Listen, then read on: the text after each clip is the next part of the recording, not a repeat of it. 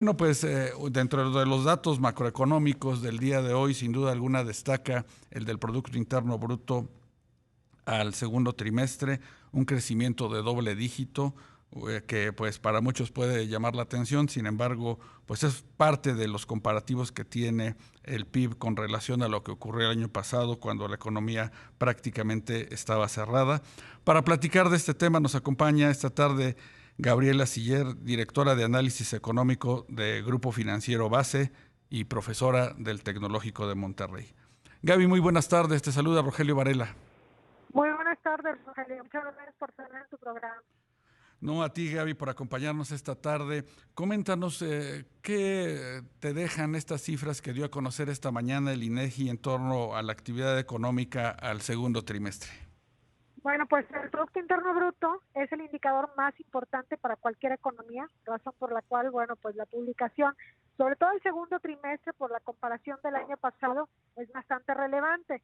Como bien mencionaste, doble dígito, 19.6% creció el PIB de este año comparado contra el año pasado, pero una muy buena parte es un efecto rebote, de un efecto matemático de baja base de comparación, porque pues el año pasado todos estábamos guardados por el confinamiento y entonces pues el PIB se redujo considerablemente.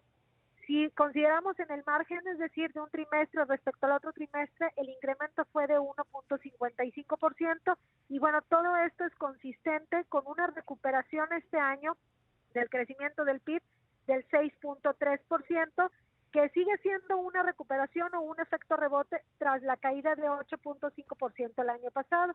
Nosotros en Grupo Financiero Base estimamos que será hasta el 2023 cuando se recupere por completo el PIB que se tenía antes de la crisis del coronavirus y en términos per cápita, es decir, dividido entre la población, será hasta el 2025. De cualquier manera, es una buena noticia lo que da a conocer hoy el INEGI, sobre todo porque, bueno, pues se va avanzando en la recuperación económica. Sí, por supuesto, Gaby, como tú dices, es una buena noticia el hecho de que pues se esté recuperando parte de esta actividad económica. ¿Cuáles fueron los motores en este trimestre para este crecimiento que, como mencionas, pues habrá que ponderarlo a partir pues de el comparativo del año pasado, cuando mucho de la actividad económica pues estaba paralizado? Fíjate que los datos que publicó hoy el INEGI son una publicación oportuna, es decir, una estimación rápida que hacen sobre el Producto Interno Bruto y los detalles se darán a conocer el 25 de agosto. Pero podemos saber también de la actividad económica mensual hasta mayo por el IGAE, el Indicador Global de la Actividad Económica, que pues una buena parte de la recuperación se está dando por la reactivación del sector servicios, es decir, por esta reapertura y que la gente ya se anima más a salir, comer en restaurantes, etcétera. Sí. Y por otro lado también del sector secundario las exportaciones, que están siendo un muy buen motor para la economía mexicana. Y bueno, pues hay que recordar el 80% de las exportaciones van hacia Estados Unidos y bueno, pues este país está creciendo rápidamente. Ahí ya recuperaron en el segundo trimestre por completo el PIB que tenían antes de la crisis del coronavirus y esto, bueno, pues los amplios estímulos fiscales que han dado y obviamente genera un mayor crecimiento en su economía, pero también con sus principales socios comerciales, en donde México está en primer lugar. Entonces, hacia adelante creemos pues que las exportaciones van a seguir creciendo, inclusive las exportaciones ya recuperaron los niveles previos a la crisis del coronavirus y que Sí. para el siguiente año también pueden ser pues un motor importante para la economía mexicana. Claro, Gaby, nos comentas que en la parte del PIB por habitante o PIB per cápita, pues las cosas van a ir un poco más lento, hasta el 2025 quizá. ¿Cómo se explica ese fenómeno?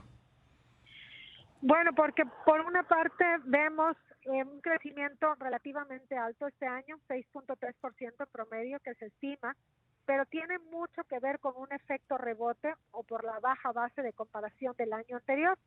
Entonces, pues se estima que será hasta el 2023 cuando el PIB completo se recupere a los niveles que estaba antes de la crisis del coronavirus. Pero hay otra medida que es el PIB per cápita, es decir, toda la actividad económica dividida entre la población. Y entonces ahí no nada más es cuánto va creciendo el PIB, sino cuánto va creciendo también la población.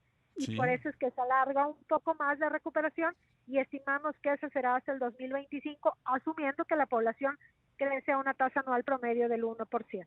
Claro, con esta variante Delta que pues preocupa a muchos países, incluso también al nuestro por el rápido incremento en los contagios, ¿qué efecto podría tener sobre el desempeño de la economía en la segunda parte del año, Gaby? Bueno, pues la pandemia sigue siendo un riesgo muy importante para cualquier economía, en el caso de México también, sobre todo pensando que pues una gran parte de la población tiene solamente una dosis de la vacuna, es decir, que no está completamente protegida. Y aunque se ha dicho que no va a haber restricciones a la movilidad de manera oficial, pues la gente por sí sola, ¿no? Se autorrestringe, no salen, y entonces esto sí puede afectar a la recuperación, inclusive no nada más en esta tercera ola que estamos viendo, sino una posible cuarta ola hacia el primer trimestre del siguiente año. ¿Qué pasaría si, por ejemplo, se diera un proceso más rápido de vacunación? Pues esto bajaría la incertidumbre, la gente podríamos salir más rápidamente y con esto la economía se recupera más rápidamente. Y ahora, cuando hablamos como que en términos económicos lo vemos muy lejos, ¿no? Pero cuando lo ponemos en términos de los empleos creados, los salarios que se ganan, en realidad, bueno, pues entre más rápido podamos domar la pandemia, salir de la pandemia en México, más rápidamente se van a recuperar esos empleos que se perdieron durante la crisis del coronavirus y más rápidamente se va a recuperar la economía. Gaby, además de este tema de la pandemia, ¿qué otros riesgos se ven en el horizonte para la economía de México en lo que resta de 2021? Bueno, además de la pandemia, está también, pues, de riesgos internos, o bueno, combinado con riesgos externos, la relación comercial con Estados Unidos.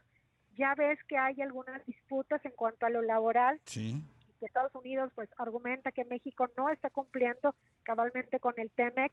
Este es un riesgo importante, sobre todo pensando que de las exportaciones se está dando una buena parte del crecimiento económico, porque si Estados Unidos de pronto se virara y entonces quisiera poner aranceles a México, pues como una medida de castigo, porque cree que no estamos haciendo las cosas bien, esto afectaría mucho al crecimiento económico, creación de empleos, etcétera. Por otro lado, también la alta inflación que estamos viendo. Y eso no es un fenómeno solamente de México, es a nivel global, por sí. diferentes motivos, como pues hay una mayor demanda que se ha reactivado. Y bueno, pues esto ha generado incrementos en los precios de las materias primas como el petróleo, el maíz, la soya, el trigo. El maíz, por ejemplo, que es muy importante para México, lleva un incremento en los últimos 12 meses del 66%, y todo esto se ve reflejado pues en la inflación. Y bueno, pues tú sabes que una inflación es como un impuesto, ¿no? Y Sí, finalmente disminuye el poder adquisitivo de las familias. Entonces, ese es otro riesgo importante para el consumo. También está la incertidumbre que se pueda generar, porque esta incertidumbre, dada a lo mejor por algunas políticas económicas, consultas públicas o demás, puede ser también que los empresarios dejen o pospongan proyectos de inversión, y con esto también se vuelve como un círculo vicioso dentro de la economía. Entonces, en resumen, definitivamente la pandemia sigue siendo un riesgo muy importante, tanto para México como para el mundo. Y bueno, pues está después también el tema de la inflación, del TEMEC y bueno, de algunas políticas públicas que pudieran generar incertidumbre en México. claro. Finalmente, Gaby, ¿qué esperas tú para la próxima reunión en agosto ya, que está por iniciar del Banco de México a partir pues de lo que conocemos sobre la inflación?